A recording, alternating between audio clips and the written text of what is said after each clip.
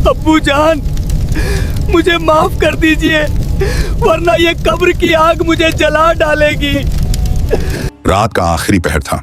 कब्रिस्तान पर ऐसा सन्नाटा छाया था जैसे वक्त भी थम गया हो। पेड़ों की पत्तियां तक नहीं हिल रही थीं। उसी खामोशी को चीरती हुई अचानक किसी के रोने और दर्द से भरी चीखों की आवाज आई। कब्रिस्तान का पहरेदार चौंक गया। उसकी सांसें तेज हो गईं। उसने डरते हाथों से लालटेन उठाई और आवाज की तरफ कदम बढ़ाए। जितना आगे बढ़ता गया, चीखें उतनी ही साफ होती चली गईं। ऐसा लग रहा था मानो कोई नौजवान भयानक तकलीफ में तड़प रहा हो। कुछ ही दूरी पर जाकर वह रुक गया। उसके सामने एक नई नई बनी कब्र थी जो अजीब तरह से हिल रही थी। मिट्टी के नीचे से दर्द भरी आवाज आई, कोई है? मुझे बाहर निकाल लो, मैं जल रहा हूं। पहरेदार ने हिम्मत जुटाकर पूछा, तुम कौन हो? कब्र के अंदर से कमजोर और कांपती आवाज आई, क्या आप मेरी बात सुन पा रहे हैं? हाँ, पहरेदार बोला। वह आवाज रोते हुए बोली, मेरे माँ बाप को बुला दीजिए, उनसे कह दीजिए कि मुझे माफ कर दें।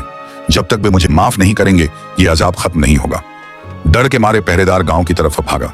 उसने लोगों को जगाया और उस लड़के के माँ बाप को भी साथ ले आया। जब सब लोग कब्र के पास पहुंचे तो अचानक मिट्टी हिलने लगी और कब्र अपने आप खुल गई। अंदर का मंजर देखकर सबकी रूह कांप गई। एक भयानक काला सांप उस लड़के के शरीर से लिपटा हुआ था। उसके बदन पर आग की तरह तपती जंजीरें कसी थीं। वह दर्द से चीखते हुए बोला, अम्मी, अब्बू, मैंने आपकी नाफरमानी की, मैंने आपका दिल दुखाया, आपकी बातों को ठुकराया। आज उसी गुनाह की सजा भुगत रहा हूं। जब तक आप मुझे माफ नहीं करेंगे ये सांप और ये आग मुझे चैन नहीं लेने देंगे। माँ बाप कांपते हुए आगे बढ़े। आंखों से आंसू बह रहे थे। उन्होंने भर्राई आवाज में कहा, बेटा, हमने तुम्हें माफ किया। जैसे ही ये शब्द निकले, कब्र के अंदर सब कुछ बदल गया। सांप हट गया, जंजीरों की तपिश खत्म हो गई। लड़के के चेहरे पर सुकून उतर आया, जैसे उसे राहत मिल गई हो। लोगों ने कांपते हाथों से कब्र को फिर से बंद कर दिया।